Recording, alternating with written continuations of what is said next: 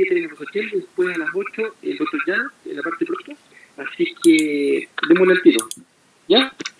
Ya, doctores, mire, la idea es que ustedes, ojalá hayan recibido el tema oscura, van a surgir hartas dudas. Ya el viernes, el fin de semana ya el esperado. La idea es satisfacer las dudas. Y si ustedes no tienen dudas, yo les voy a ir haciendo preguntas y vamos a ir conversando. ¿Ok? ¿Ya? Ya. ¿Qué dudas tienen respecto de algún tema? Puede ser al azar o después yo voy a dar un poco la cosa. Diego, ¿estás tú? Bueno, hay internos también de otras sedes del San Borja, del San Juan y del Salvador. Van a entrar, les mandé el link. Si quieren hacer preguntas también, doctores, pueden hacer las que ustedes quieran. La idea es resolver las dudas y que no queden con vacíos para el esperado que va a ser el viernes. Alguien que quiera, si no, 2 minutos, si no preguntan, yo les voy a hacer algunas preguntas. ¿Alguna consulta, muchachos?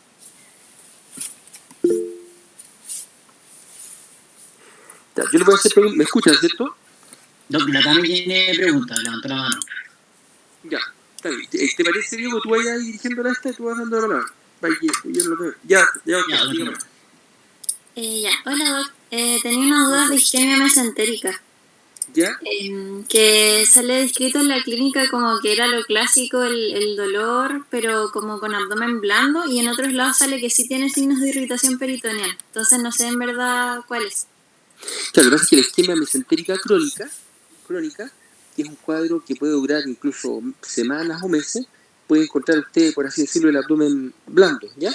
Que el paciente tiene lo típico esto de tener una isquemia mesentérica crónica, que tiene isquemia mesentérica, que significa que come, pasa unos minutos y empieza con dolor abdominal, pues empieza a funcionar todo el tubo digestivo con el alimento, y como tiene disminución de la perfusión, pues está tapada, por ejemplo, vamos a decir la mesentérica superior, que es la principal, llega poco flujo y empieza el dolor.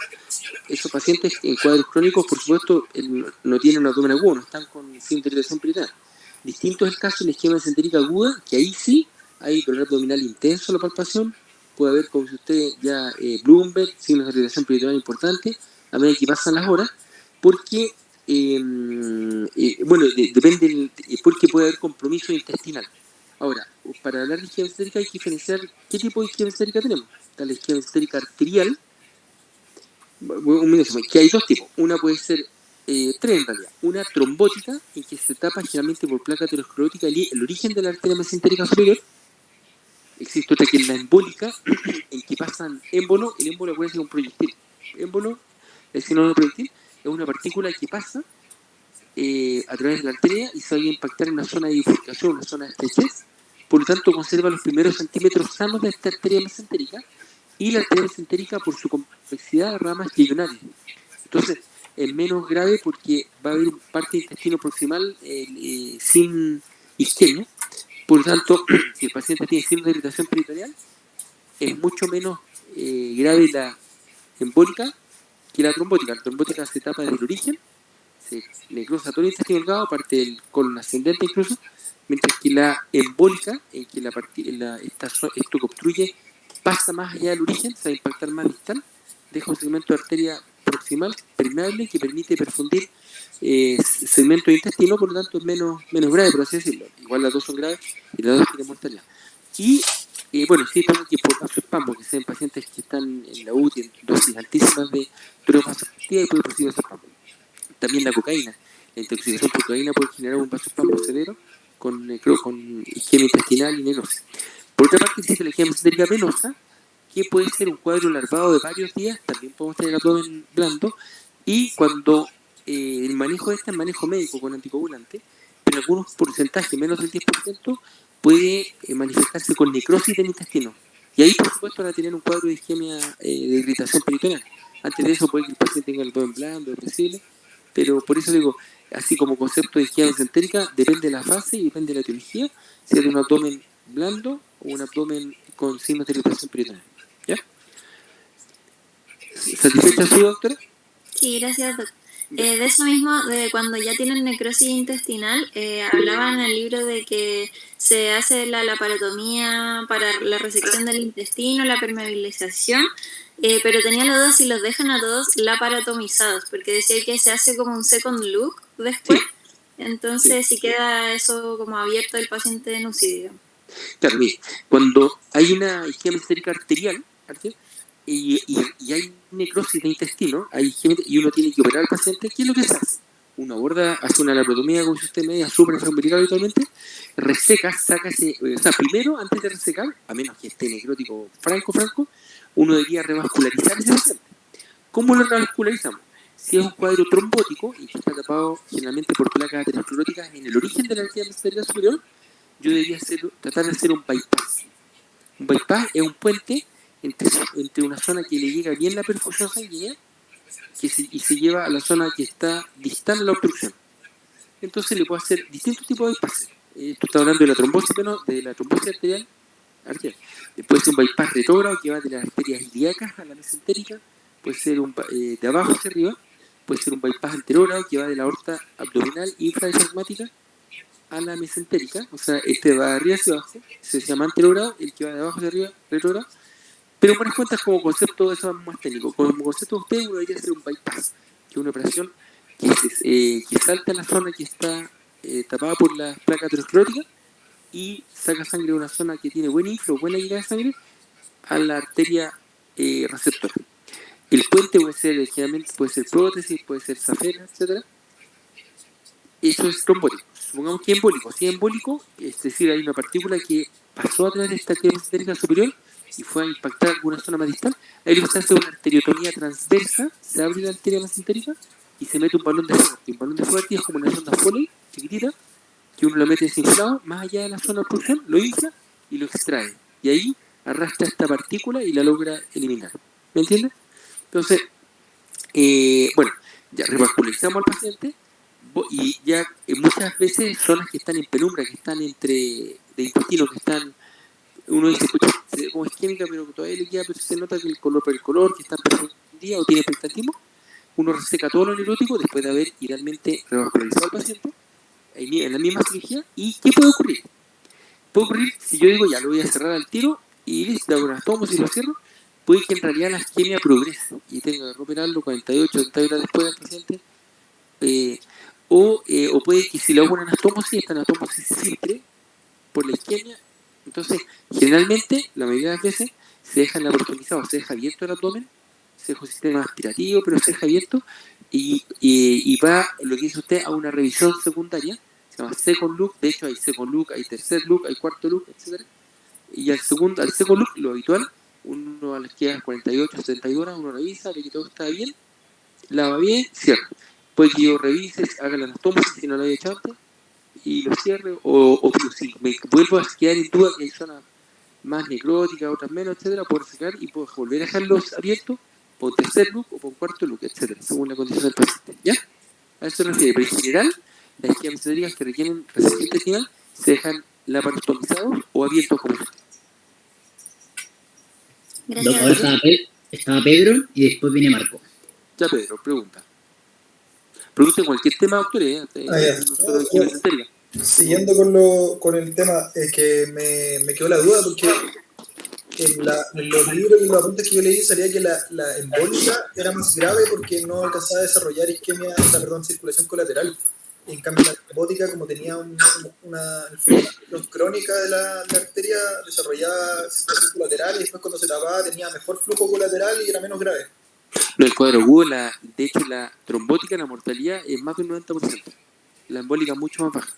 ¿Y la mortalidad se debe al compromiso isquémico Claro, lo que pasa es que del intestino o a algo secundario no, como el compromiso del intestino, porque cuando es trombótica y se trombosa todo el intestino delgado, sin intestino delgado uno no puede vivir. A menos que le hagan un trasplante, pero en Chile por lo menos los trasplantes de intestino delgado están en pañales, se han hecho como 4 y todos han fracasado. En otras partes más fuerte, pero por lo menos en Chile, si a alguien se le cruza todo el intestino delgado, ese paciente está muerto. Le pueden poner plurición parenteral, etcétera, permanente, pero eso dura poco tiempo. También tiene complicaciones de circulación, la nutrición parenteral total, Así es que ese paciente está muerto. Mientras que cuando, bueno, y también se necrosa parte del colon derecho con la trombótica. Esto en el intestino delgado más el colon derecho. Mientras que la embólica preserva, como te decía recién, parte de la arteria, todo el origen, y acuérdense que las ramas diagonales salen por la convexidad. Y eso permite irrigar, y esto es como un abanico. Irriga 1 metro, 2 metros de intestino delgado proximal, y eso les permite vivir al paciente. Así que uno hace revisión intestinal. Pero más grave siempre ha sido la trombótica. Ya. Gracias. ¿Ya? Doctora, yo le voy a... ahí, Pedro, ¿venía alguien más? Una doctora. ¿Doctora? No, Marco. Marco, ya. Marco. Hola, doctor. Hola, hola. La duda que tenía era por el manejo de la trombosis venosa superficial. En Perfecto. el manejo se habla de que ya con la ecografía uno va a buscar ciertos hallazgos, principalmente 3. Si es que está más cerca de 3 centímetros de la unión safeno-femoral, si es que mide más de 5 centímetros y si es que compromete las perforantes. Tenía duda de si hay diferencia en el manejo, ahí cómo se maneja cada uno de los hallazgos que uno encuentra en la ecografía. Claro. Mira, si yo tengo, como dices tú, una trombosis de partida, hay trombosis venosa superficial y profunda, ¿cierto? Cuando es superficial, o sea, del sistema no superficial de las venas, habitualmente varicosa, o se dice varicofluiditis, trombosis superficial o varicotrombosis, el manejo hay que hacer un ecodoppler. Si el trombo que hay en la vena superficial mide más de 5 centímetros, o está muy cerca del callado de la safena interna o de la safena externa, ¿qué pasa si está muy cerca? Al progresar, se pasa de trombosis venosa superficial a trombosis venosa profunda con riesgo de TEP y con riesgo de muerte. Entonces, si pasan cualquiera de estas condiciones, al paciente hay que anticoagularlo full. ¿Por qué? Para evitar que progrese este trombo. Acuérdense que el anticoagulante no disuelve el trombo lo disuelve el organismo de uno mismo a través de todos los mecanismos de trombolisis endógenos que uno tiene. ¿Ya? El anticoagulante lo que evita es que progrese, que avance el trombo. ¿Ya? Entonces, si mide más de 5 centímetros o está cerca de las zonas de callado, se anticoagula. Si está lejos o mide, por ejemplo, 2 o 3 centímetros, el manejo es solamente sintomático. ¿Ya? Analgésico, frío local las primeras 24 horas, calor local después de eso. Y algo que no hemos dicho es que en ambos casos, ya sea si es grande o es chico el trombo, o está cerca o lejos del callado, es el uso de medias de soporte elástico especial, ¿ya? De presión de entre 20, 30, 40 metros por cubo según si tiene edema, etc. Pero esa es la diferencia, dependiendo del tamaño, si está cerca del callado, si lo vamos a articular full o le vamos a dar solamente manejo sintomático. Más las medidas, por supuesto. Y en el libro se hizo un tiempo de 45 días, ¿eso es así? Sí, realmente es entre 4 a 6 semanas. Un mes a un mes y medio. Ya, súper. De ¿Y en el anticoagulación. caso de compromiso de la perforante? Es que mira, la verdad, a la eco, o sea, es verdad lo que dices tú, pero es difícil ver las perforantes de la ecografía. Te habría que ver un ecografista que fuera, pero experto y sé con el tema. Pero es verdad, sí, también esa es otra causa, pero uno lo menciona mucho porque está un poco frecuente que logren ver las perforantes, pero si uno habla así en forma teórica, sí, esa sería otra causa de... Porque si por comprobar las perforantes está pasando de trombosis superficial a profunda. Por lo mismo que decíamos. Entonces, y a veces las TP profundas tienen riesgo bueno, la superficial igual, pero muy baja la probabilidad. Pero si están cerca de los callados, aumenta la probabilidad, y si pasa a trombosis profunda, la probabilidad es más aún. Y el TEP implica que el paciente puede fallecer por eso. Entonces, por eso es la anticoagulación full. Vale, gracias. ¿Ya? Ya, yo les voy a preguntar algunos, y cualquiera me responda. Unos conceptos básicos. ¿Qué es un aneurisma? Porque después son 3 conceptos que le voy a preguntar. Diego, tú ves quién levanta la mano para que me responda. Aneurisma. ¿Qué es un aneurisma, doctores? ¿Qué queda? La Cami. Primero Cami. Ya, Cami. Era una dilatación de un vaso que compromete las 3 capas del vaso y que es de más del 50% del diámetro. Perfecto. O sea, ya, hagamos un ejemplo con lo que dicen. La aorta, a nivel abdominal infrarrenal, o sea, bajo la emergencia de las arterias renales, su diámetro en una persona adulta habitualmente son 2 centímetros. Por lo tanto, como usted dice, más del 50% del diámetro normal, más de 3 centímetros, sería el concepto de aneurisma, ¿cierto? Ya, sí, así. Bueno, segundo, como el concepto que usted dijo, compromete las tres capas, o sea, compromete íntima, media y adventicia. Ya, eso está clarito, métanse en la cabeza. ¿Por qué? Le voy a preguntar ahora lo que es un pseudoaneurisma. Porque siempre se confunden en el concepto de pseudoaneurisma y se mete con disección y un enredo que tiene. Así que lo vamos a aclarar al tiro para que no tengan problemas. Por eso, habitualmente nos preguntamos en el privado, y así pregunta todo esto en una coma, esto, ¿qué es un pseudoaneurisma? Yo en los internados siempre lo recalcamos harto. ¿Quién levanta la mano para que me explique qué es un pseudoaneurisma? Diego, ¿tú me dices quién? Camila también, pues ya que habló. Sí. Y pudo definirla esta, digo, doctora. Salió la Ya. Sí, el pseudoaneurisma es una perforación del vaso, pero que está contenida por los tejidos vecinos. ¿Y qué capas mantienen esto de la arteria? Íntima, media, adventicia, ¿cuál? O sea, tenía entendido de que era lo que lo contenía, no eran como las capas del vaso, sino como lo que está fuera del vaso. Ya, perfecto. Es que mira, yo no sé por qué se confunde mucho con esto, y es bueno que usted lo haya hecho y lo vamos a aclarar, porque si le pregunto a varios compañeros suyos, todos ya han dicho que tiene solo adventicia, que tiene media, etc. Y no tiene ningún... El pseudoaneurisma, como muy bien dijo la doctora, es una solución de continuidad en una arteria, en un vaso. Pongamos una rotura, una solución de continuidad, sale sangre al exterior, que es contenida por los tejidos adyacentes, pero no tiene ni una capa arterial, o sea, ni íntima, ni media, ni adventicia. El problema es que a diferencia de un hematoma en que sale sangre y se coagula, esta sangre sale pero no coagula. Entonces sale y entra, y va creciendo en forma progresiva. Entonces sale sangre, entra, sale, pero se mantiene con flujo. ¿Ya? Cuesta entenderlo un poco. Entonces, mire, para que lo entiendan mejor, yo tengo una rotura en un vaso, pongamos que a alguien le vamos a hacer un procedimiento, una angioplastia a una pierna o una coronariografía a un paciente y pinchamos la femoral, por ahí es el procedimiento. Después cuando salimos porque puede ser iatrogénica los pseudoaneurismas o traumáticos, etcétera, entonces sacamos la aguja, etcétera, porque se pinchó y el paciente sale sangre y esta sangre no coagula y se transforma en un pseudoaneurisma. ¿Cómo se les ocurre que podríamos, mejor yo lo voy a decir, cómo se les ocurre que podríamos tratar este pseudoaneurisma, esta rotura que hay? Hay varias alternativas.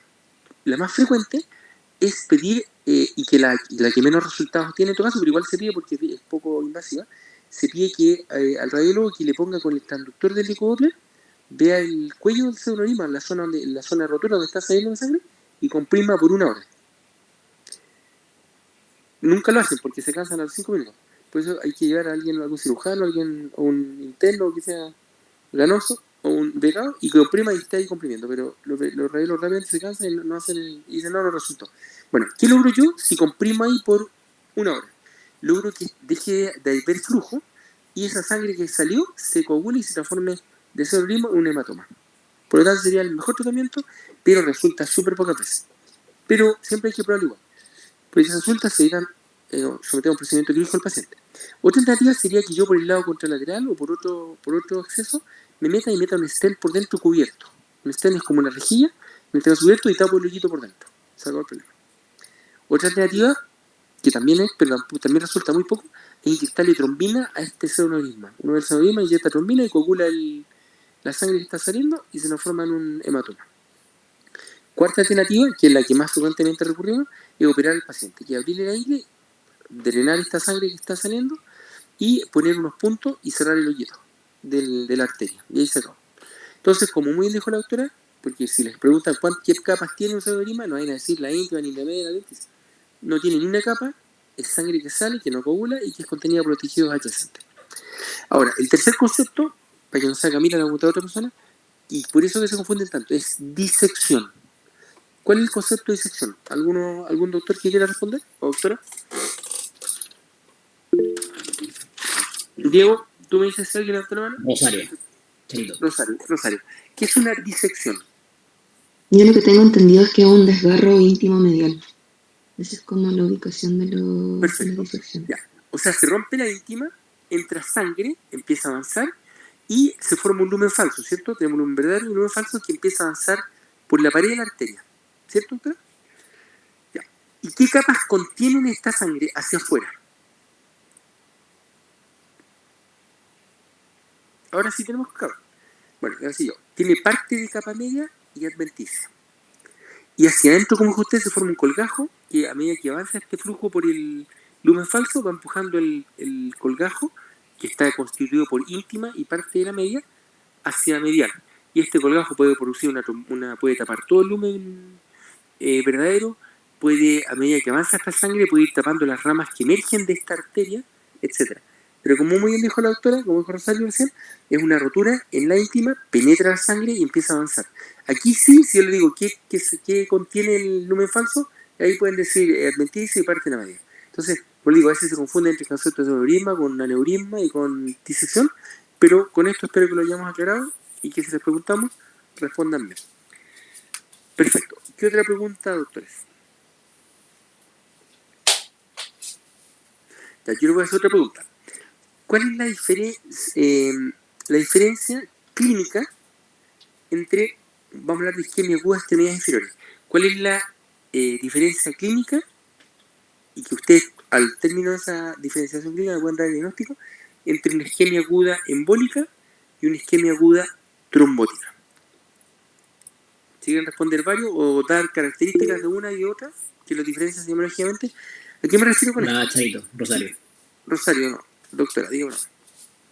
Ya, bueno, en general hay como varias cosas por las que uno las puede diferenciar. De partida, como de los antecedentes de los pacientes, por lo general, cuando son de causa trombótica, son pacientes más añosos, con más factores de riesgo cardiovascular, aterosclerosis, lipedema, tabaquismo, en el que ya hay como un daño vascular previo. En cambio, cuando son de origen embólico, suelen ser pacientes más jóvenes, no necesariamente, pero suele responder a una anomalía cardíaca, que tengan, por ejemplo, alguna valvulopatía o, por ejemplo, una endocarditis, el origen que sea. Perfecto, ya. ¿Otro más? ¿Otra forma de diferenciarlo? Está hablando solamente de semiología, de clínica y examen físico. Sí, no también como el inicio del cuadro. ¿Ya? En las trombóticas suele ser más progresivo, suele ser más lento, en cambio la embólica es de inicio súbito. Perfecto. Y por lo mismo uno también puede evaluar los pulsos, por ejemplo, porque los pulsos a contralateral. En el caso de los pacientes que son de etiología trombótica, como ya dije, tienen este daño más sistémico a nivel vascular, puede que tengan los pulsos disminuidos a contralateral.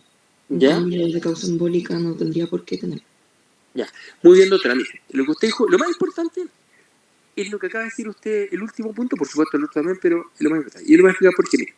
¿Y por qué es importante esto? Y esto sí, todos ustedes tienen que saber bien diferenciar, semiológicamente me refiero, porque si van a estar en la zona en Petrusqueno, en Paiwano, en donde quiera, ahí se hay que manejar quizás en alguna parte solamente con el examen físico, la clínica, la historia, la mesa, el examen físico, y esto puede ser determinante en salvar la pierna de un paciente.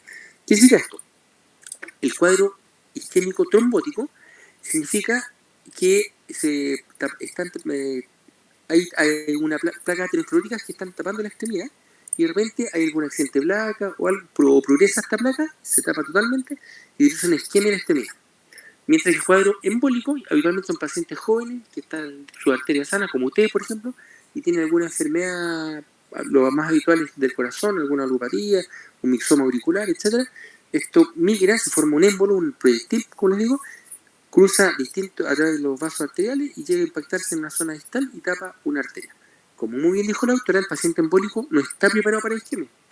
Por lo tanto, el paciente refiere hace 2 horas partí con dolor intenso y me duele aquí. Y puede referir exactamente en la zona donde está la obstrucción y le duele, etc. El trombótico es un paciente generalmente mayor que tiene una historia de dolor mucho más larvado, más arrastrado. Y ¿por qué es tan importante diferenciar uno de otro? Sobre todo si el paciente está en el servicio de urgencia y ustedes están ahí. Porque el embólico, ustedes tienen que hospitalizarlo y lo ideal es que lo operen al tiro, que se opere al tiro y se destape esa arteria. Porque si a las 6 horas no se ha hecho, habitualmente se produce un daño neurológico con parálisis, rigidez muscular y el paciente termina amputado. El paciente trombótico da más tiempo, puede dar días incluso para resolverlo, no requiere, porque como tenía placas ateroscleróticas antes, daba más tiempo, tenía circulación colateral y daba tiempo y ahí uno lo estudia, le hace una angiografía y eventualmente un bypass y eso puede pasar días o incluso semanas para resolverlo. ¿Ya? A diferencia del embólico que es resolverlo al tiro. Y el punto más importante de todo esto que hemos hablado para saber si es embólico o es trombótico es, como dijo la doctora, tocar los pulsos de la extremidad contralateral. Si yo tengo un paciente que está con dolor en la pierna izquierda y le duele del muslo hacia abajo, y yo le toco la pierna, esa es la pierna enferma, no tiene pulso ni popliteo, ni pulso pospedio, ni tibial posterior, pero le toco en el pie contralateral, pulso pedio, tibial posterior, si está normal, ese paciente lo más probable es embólico, y lo que tengo que hacer, aparte, se anticoagulan los dos, el trombótico y el embólico, ahí en el mismo momento en la urgencia los pueden partir con anticoagulación full, y lo de ahí se traslada para ellos y se opera. Ahora, si están ligeras la zona en Paihuano, por ejemplo, lo tienen que subir, lo anticoagulan full, lo suben a ambulancia y lo mandan al lugar más cercano donde puedan resolverlo y hacerle la tromboembolectomía, que es la cirugía que requiere. Mientras que si es trombótico, les da tiempo, hay que estudiarlo con calma, y la cirugía va a ser no una embolectomía es sacar el émbolo, es un bypass o una cirugía de angioplastía endovascular para revascularizar la extremidad. Pero es muy distinto uno de otro en cuanto al resultado si uno no lo resuelve en forma pronta e inmediata. Por lo tanto, como les digo, y eso lo pueden saber ustedes semiológicamente, en el J, en nuestro hospital, que tenemos recursos para hacer escáner, angiotac, ecodoppler al tiro, etc. Realmente, si vemos un paciente embólico, una isquemia embólica en la urgencia de abajo, uno lo sube al tiro para ahí, no le doy un examen porque es perder tiempo.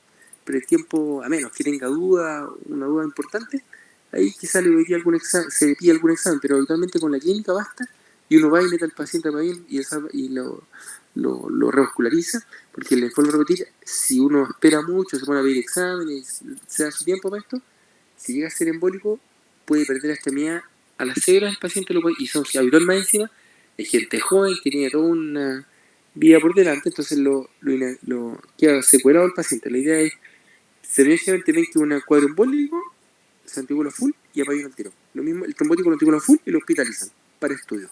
Y ahí se estudia con calma. ¿Ok? Ahora, les voy a preguntar, ¿cuáles son las fuentes embolígenas que uno debería estudiar en estos pacientes? Diego, tú ves quién levantó la mano. En un paciente embólico me refiero.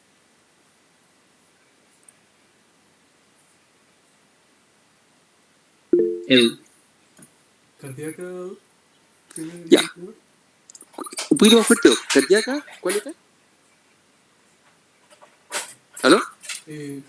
No, ya, había dicho cardíaca en primer lugar. Ya. Ahí, realmente, miren, el más del 90% de las causas embólicas son, en realidad es como el 95%. La más importante, como dijo el doctor, es cardíaca, y eso es como el 80% de la fuente embolígena cardíaca.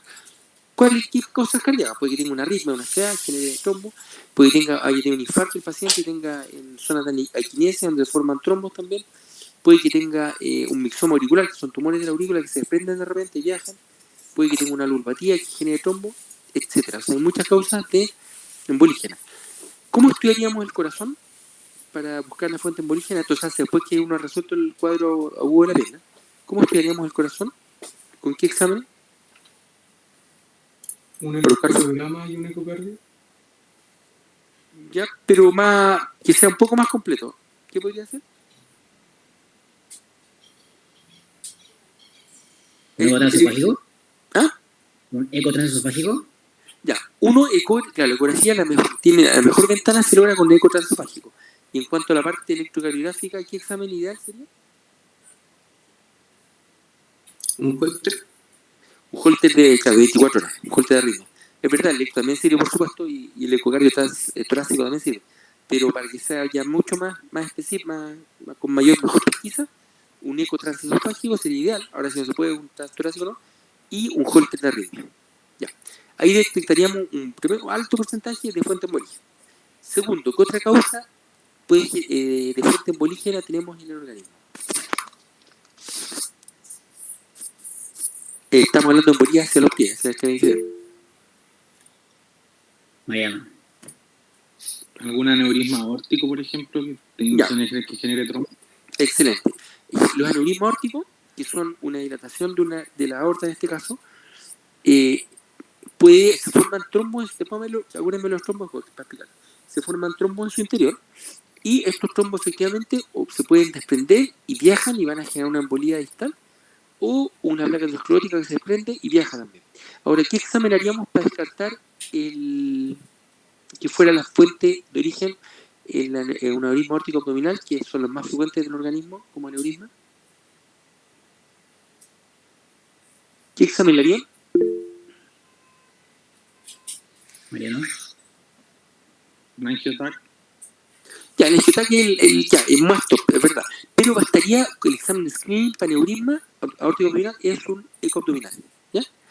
Entonces, con un Holter de arritmia, un ecocardiograma transesofágico y con un eco abdominal, ustedes tienen con más del 90% de las fuentes embolígenas como para el estudio diagnóstico después que uno ha resuelto la parte de revascularización de la extremidad. ¿Ya? Y la tercera causa, que se denomina arterioarterial, la tercera causa embolígena, que en realidad no se estudia, pero tiene que saberla, es por ejemplo que el paciente tenga alguna placa aterosclerótica en alguna arteria, por ejemplo en la aorta descendente, hay una placa aterosclerótica y de repente esta tiene un accidente de placa, se ulcera, llegan o se fragmenta la placa, migra distal y genera esta embolía. Pero uno no hace estudio de toda la aorta buscando fuentes embolígenas si es que no encontró ninguna de las otras, ¿ya? Como digo, con estos 3 exámenes tiene más del 90% de las causas y ahí uno debería tratar al paciente según la etiología, tratar de resolver la etiología que está generando como fuente embolígena, ¿ya? Ahora, lo de los trombos. La arteria, como ustedes bien saben, tienen flujo laminar, ¿cierto? ¿Alguien me podría decir en qué consiste un flujo laminar?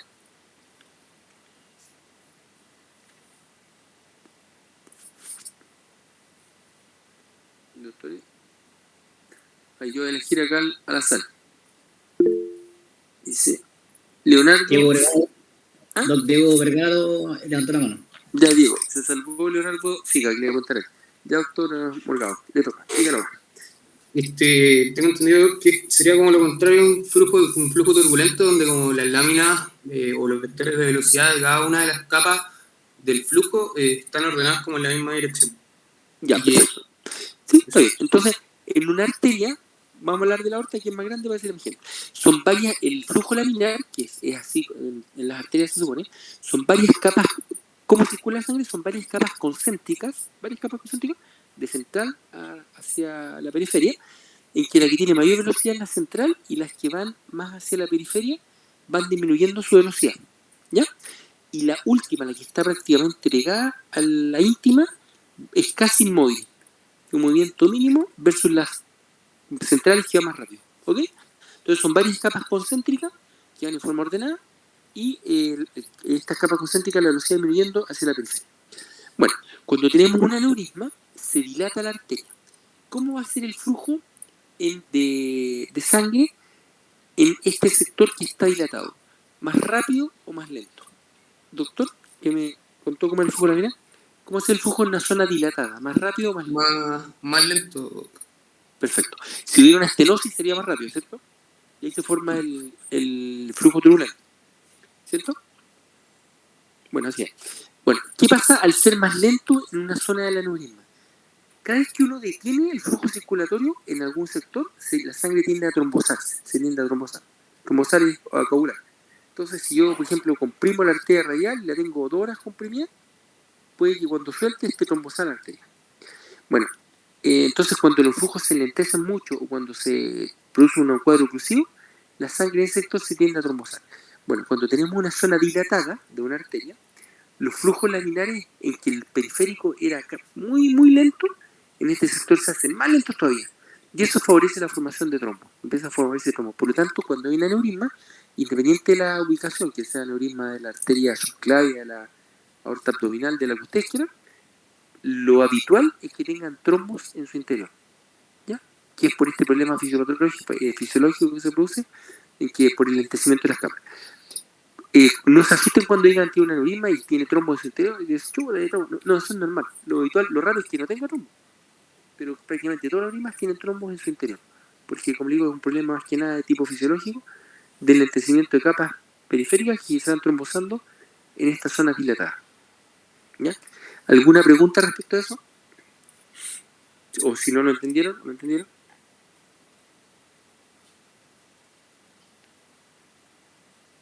Ya. Volviendo Tengo una duda. Perdón. En ese caso, en algún momento, el tener un aneurisma ¿es indicación de antiagregación o anticoagulación? Ya, súper buena la pregunta. Sí, en general, toda la patología arterial uno debería antiagregar a los pacientes.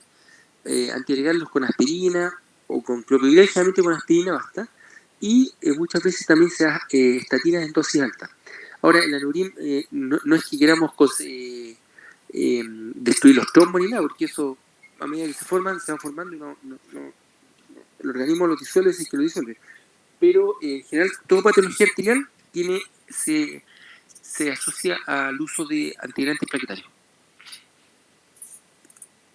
Los problemas de enfermedad de la inferior y los aneurismas, la patología coronaria, todo uno debería manejar con antiagregantes plaquetarios. Debería indicarle al paciente por esencial. ¿No? Y en ese caso, cuando uno tiene una isquemia aguda por una trombosis, ¿se doble antiagrega al paciente y se anticoagula o solamente se anticoagula? No, cuando hay una anticoagulación, y hay que dar, cuando hay una trombosis secundaria, una embolía, por ejemplo, ahí se anticoagula full. En general, el cuadro agudo, uno anticoagula full al paciente. Después, en el postoperado, ya cuando se estabilizó todo, además de anticoagularlo, ahí sí lo antiagrega. Pero los cuadros agudos, habitualmente, lo que hacen lo anticoagula full al paciente. Entonces no es como los infartos que uno doble anticoagula o sea, doble antiagrega y anticoagula. Exactamente, no es como lo infarto. Ahora, yo me voy a ir a la parte terapéutica. Pongamos que tiene una trombosis, una isquemia aguda trombótica, y yo le hago al paciente una angioplastía y le pongo un stent. Esos pacientes quedan antiagregados doble con clopidogrel más aspirina por lo menos 3 meses y después quedan con aspirina sola. Pero ya eso es por lo que utilicé más que nada. Pues si le hago, por ejemplo, una angioplastía con balón, puedo dejarlo solamente con aspirina, no necesario el clopidogrel. No se hacen terapias duales. En buenas cuentas, en los cuadros agudos, lo que uno hace es lo anticoagula full, con heparina de bajo peso, lo anticoagula full y después lo pasa a anticoagulantes orales, a los nuevos anticoagulantes orales, a los antiguos, lo anticoagula full. Y habitualmente además se le agrega aspirina. Estoy hablando para después de haber resuelto el cuadro agudo.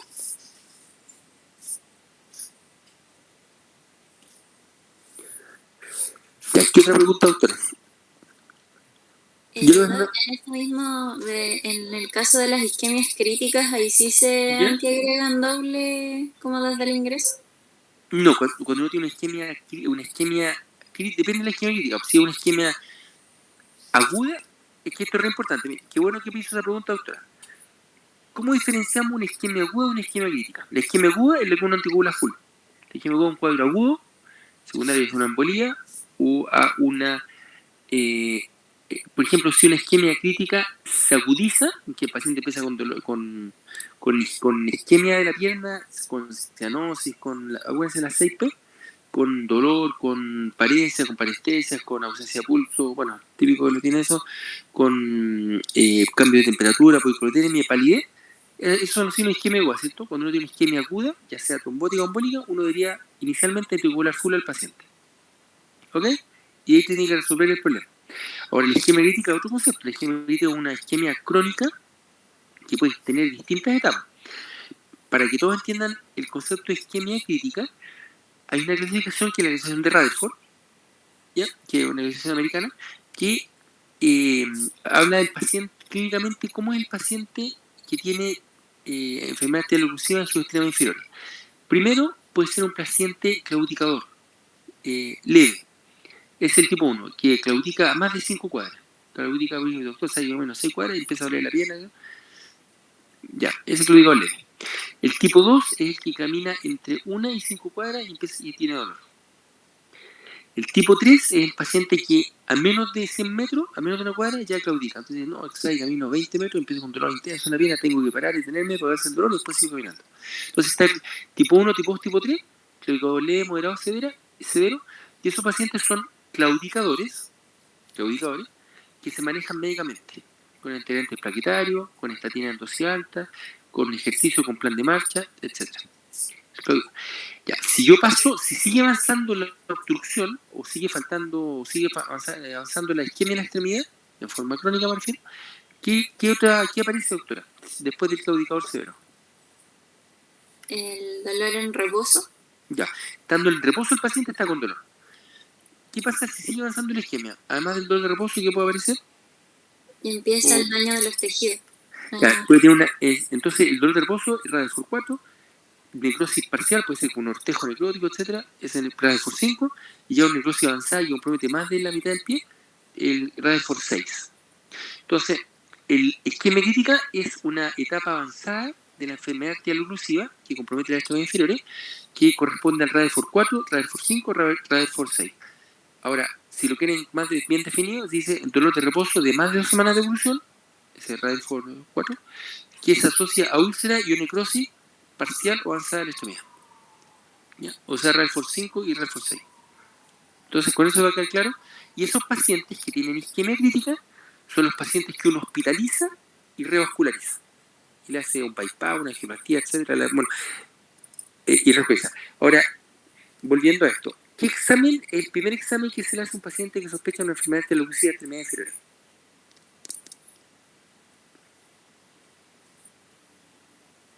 ¿Alguien quiere responder? ¿Un EVNI? El EVNI, exactamente. El EVNI, como, igual para que se acuerden, como OVNI, pero con estudio vascular no invasivo, implica básicamente 4 parámetros. Implica las presiones segmentarias, los índices de estudio brazo, la pletimografía y la fotopletimografía de los ortejos. Bueno, con eso uno dice, no, este paciente tiene una isquemia severa, una isquemia leve, moderada, etcétera, y eso nos permite tomar decisiones. Y si yo veo con una isquemia severa, tiene el paciente, por ejemplo, un Rutherford 5, un necrosis de un ortejo, yo lo que debo hacer es, va a ir a revascularización, a una angiografía, eventual cirugía endovascular o cirugía abierta con bypass.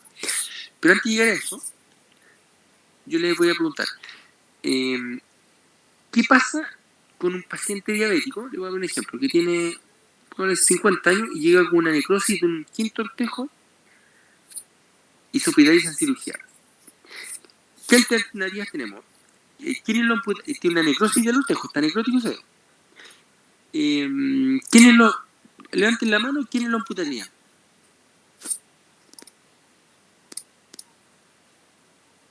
¿Levantó la mano alguien, Diego? No. Yo creo que sí, pero bueno. Ya. ¿Quiénes no lo amputarían? Levante la mano, ¿eh? ¿Tampoco nadie levanta la mano? Como de 3/4, casi todo. Ah, ya. Ya.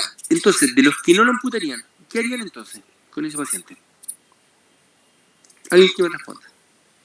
Si pusieron no amputar, deben saber alguna cosa que algún tip. Habría que dar los compromisos óseos, ¿no? ¿Ya? Ya, pongámosle que tiene compromiso, tiene razón, tiene compromiso óseo, tiene osteitis. ¿Qué hacemos con ese dos?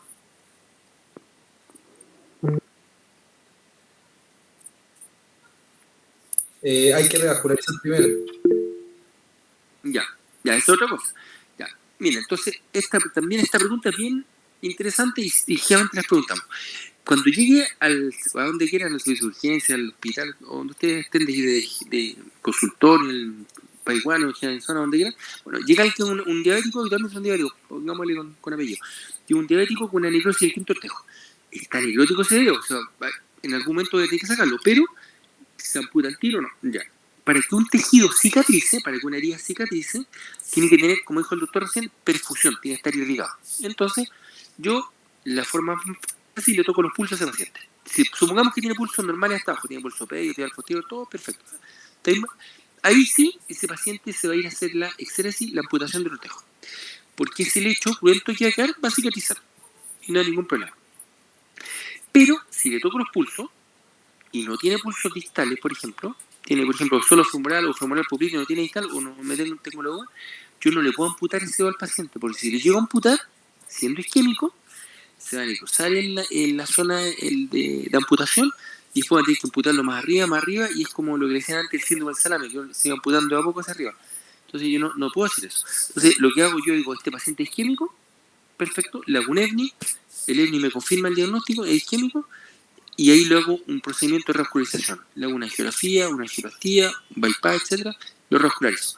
Luego que yo lo revascularizo y le hago llevo sangre a ese pie, en la misma cirugía de la revascularización, o después le saco el dedo, lo amputo. En la misma cirugía le puedo amputar el dedo, ¿por qué? Porque yo no estoy asegurando que llegue sangre y flujo al lecho, y con eso va a cicatrizar la herida. Si no, como les digo, si yo llego a amputar a alguien isquémico en un sector que no le llega sangre, ese tejido se va a cruzar y vamos a ir amputando hacia arriba. Entonces lo que se hace, cuando alguien llega con una necrosis de un ortejo, por ejemplo un diabético, lo primero que hay que hacer es cómo está la circulación. Si la circulación está buena, perfecto, le podemos sacar el dedo y lo más probable es que cicatrice sin problema. Si no está buena, ahí hay que hacer el estudio de vascularización y revascularizarlo. Y después de eso, le sacamos el dedo. Tiempo distinto. ¿Ya? Y eso es bien importante que lo entiendan porque es verdad que el necrótico, el tejido necrótico va a terminar eliminado sí o sí. La diferencia es el tiempo. Uno se puede hacer al tiro, el otro hay que esperar porque si lo hago antes, le daría un flaco favor al paciente. Ya, otra pregunta, doctores. Acuérdense, apréndanse bien la clasificación de Rutherford.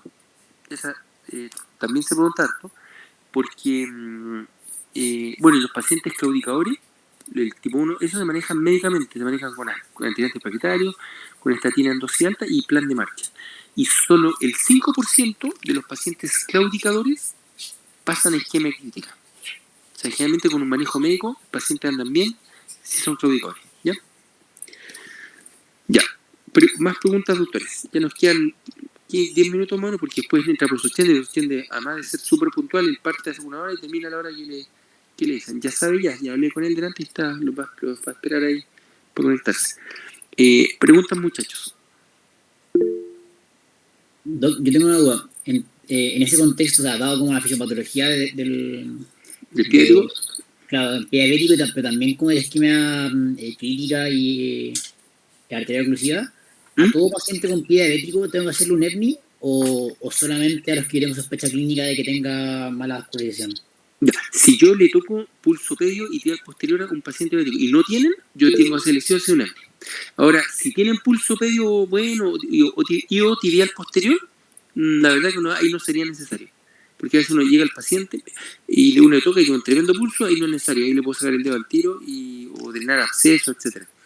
Pero si no tiene pulso pedio ni tibial posterior, ahora, escúcheme esto, el 5% de la población normal no tiene pulso pedio, por si acaso, pero sí va a tener tibial posterior. Entonces, a grosso modo, uno puede tocar los pulsos, si encuentra que no tiene distales, yo asumo que es isquémico, y ahí para confirmar eso le hago un EPNI. O lo puedo hacer con un poquito, pero obviamente se hace el EPNI.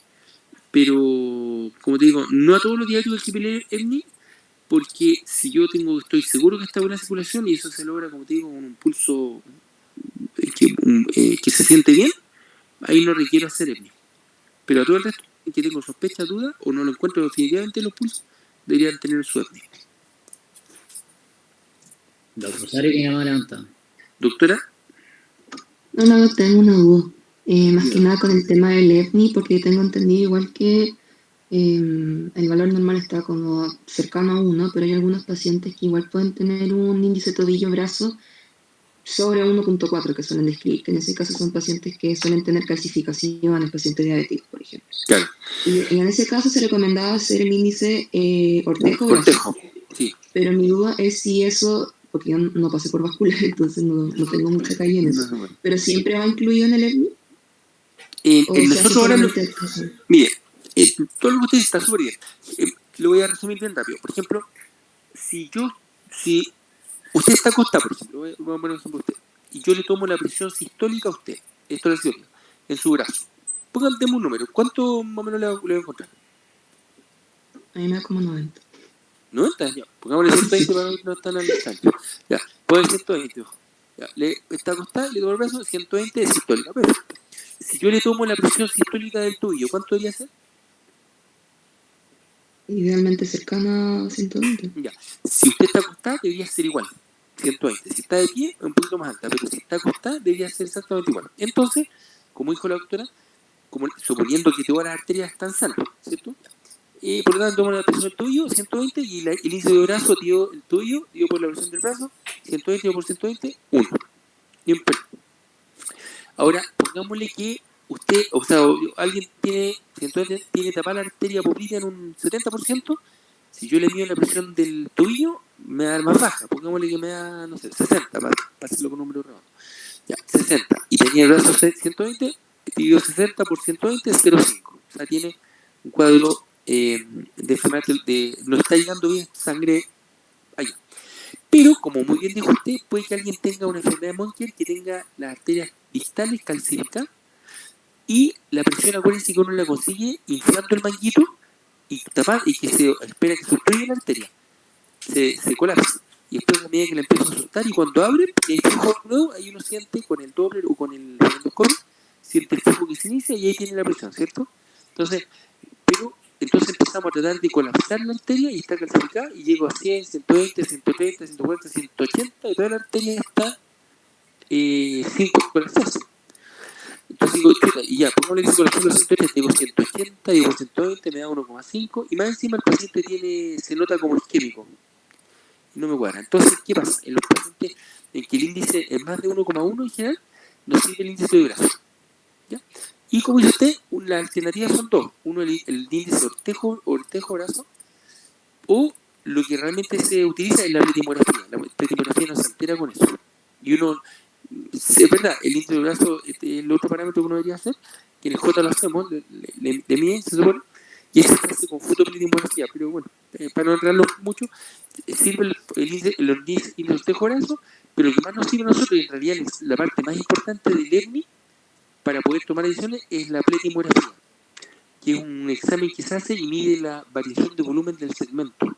Y eso tiene que ver específicamente cómo está perfundido ese segmento, en base a las curvas. Y ese no se modifica ni si fuera diabético o no diabético, a lo mismo. Ese no tiene ningún problema. Y ese es el que nosotros nos fijamos en realidad. ¿Ya? Pero si pregunta a usted, si tiene un índice de brazo muy alto, ¿qué alternativa está? Si uno medir el índice ortejo-brazo, medir la presión del dedo gordo del pie, versus la del brazo que nos afecta por esta clasificación, o fijarse o evaluar la pletimografía. ¿Ya? Ahora, para explicarles por qué no se ocupa prácticamente el ecodoppler arterial, se ocupa, pero muy poco, en enfermedades televisivas. Miren, bien rápido. Si el mismo paciente tiene tapada la arteria, vamos a otra vez, la arteria femoral, la femoral, es tapada en un 80%, ¿ya? Yo le hago un ecodoppler que ve la imagen, me decía este paciente tiene tapada la pierna en un 80%. Y el paciente me dice, mire doctor, yo camino 20 metros y me duele la pierna, ya. Le hago este examen, un ecodoppler, y me dice tapado un 80% en el exterior, perfecto.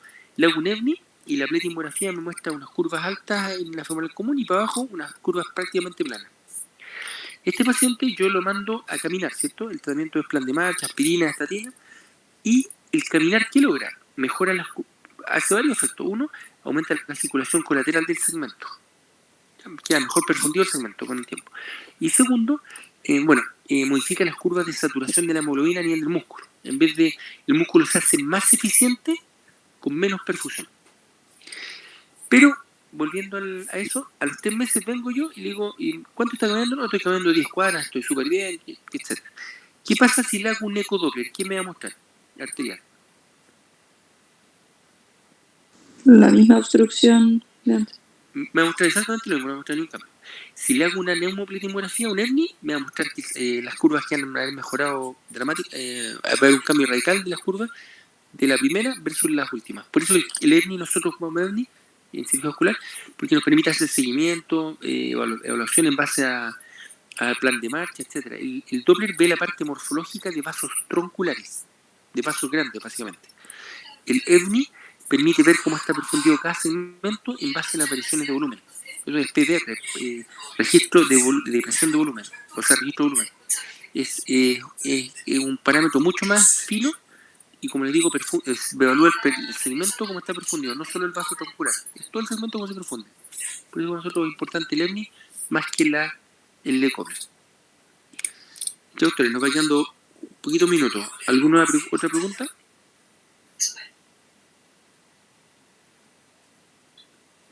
Habíamos hablado de algo. Todo esto son dudas, básicamente, que creo que son bien atingentes, porque, como les digo, son preguntas o cosas que manejan y a veces uno se le enredan un poco, sobre todo la diferencia entre isquemia aguda y isquemia crítica, para que lo repasen, vean la decisión de Rutherford. Las complicaciones, otro punto importante, vean las complicaciones de los aneurismas. ¿Qué complicaciones pueden tener los aneurismas? A ver, alguien que me diga, veámosla rápidamente. ¿Qué complicaciones puede tener un aneurisma? Aórtico abdominal, ¿no? Embolia.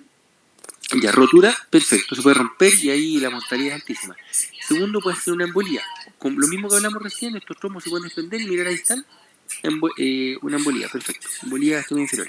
Tercero, ¿qué otra complicación? compresión de estructuras adyacentes. Sí, eso es raro, eso sí, porque como esto es algo crónico que va creciendo, se van adaptando las estructuras adyacentes, pero sí, estrictamente puede ser así. Bueno, 4 puede ser los aneurismas, no sé, escuchado los micóticos infecciosos, es otra complicación. Otra, 5, los aneurismas inflamatorios, que hacen unos cuadros inflamatorios, y son bien extraños, esto obviamente se cree que hay una patología autoinmune base y se asocian a un cuadro de una enfermedad bien rara que se llama fibrosis retroperitoneal. Hay otro más que el aneurisma sintomático, y que esto no lo maneja mucha gente, pero miren, el aneurisma sintomático es alguien, por ejemplo, que ya se hizo urgencia con dolor abdominal, le hace un escáner y aparece un aneurisma grande, por ejemplo, 6, 7 centímetros, pero no tiene ninguna otra causa que explique el dolor. Es sintomático. O sea, el paciente tiene... ¿Y qué significa eso? Que ese aneurisma se rompe en las próximas 48 o 62 horas. Y esos pacientes son no una emergencia inmediata, pero sí su urgencia en el sentido de que hay que hospitalizarlo y resolverlo rápidamente. ¿Ya? Porque tiene un aneurisma y no hay ninguna otra causa que explique el dolor, y dolor abdominal, progresivo y fuerte, y como digo, ese paciente se está rompiendo. Bueno, es lo que le pasó a Albert Einstein. Albert Einstein, ustedes saben que murió, no sé si saben, pero lo puedo contar rápido, murió de un aneurisma roto. Albert Einstein en el año 1949 debutó con dolor abdominal intenso lo hospitalizaron, que esto fue en el año 1949. Y en esa época, creo que fue Nissen, el doctor de un procedimiento para reflujo, famoso por eso, lo operó Nissen, y en esa época el tratamiento era envolver los aneurismas en papel celofán. Ahora, ustedes no se imaginan, pero hacer eso en esa época debe haber sido tremendamente complejo. ¿Por qué? O sea, sus cirujanos eran unos tipos realmente espectaculares técnicamente, porque operar a un paciente con la anestesia de antes, que no creo que haya habido, era una mascarilla y le daban éter o algo así, sin relajo muscular, sin técnicas de hemostasia actuales, sin electrobisturí, sin tanta cantidad de recursos que nosotros nos ayudan a hacer, nos facilitan los procedimientos quirúrgicos, y tener que envolver la aorta cortando todas las arterias lumbares que van por atrás, en el retroperitoneado para atrás, sin separadores especiales, como lo hacemos nosotros, como le digo, quizás sin duda de guardia, pero la cosa es que lo operó Nissen, le envolvió la aorta en papel celofán, la envolvió completa y lo cerró. Y Einstein se le pasó el dolor, como le digo, tenía un aneurisma sintomático, anduvo súper bien, y en el año 54, y ya tenía casi 80 años, nuevamente empezó con dolor abdominal intenso. Y habían recién inventado la técnica que se ocupa hasta el día de hoy por vía abierta, que es la endoneurismorragia, se llama así.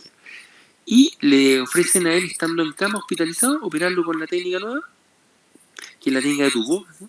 Y dicen que pidió el paper de la técnica, que era que le van a mostrar el paper, cómo está escrita la técnica, la revisó completa, y pidió que lo dejaran tranquilo, que ya tampoco le interesaba seguir viviendo, etc. Así que 2 o 3 horas después, aumentó más el dolor intenso, hipotensión, masa pulsátil y muerte. Murió ahí por una misma rota en el hospital.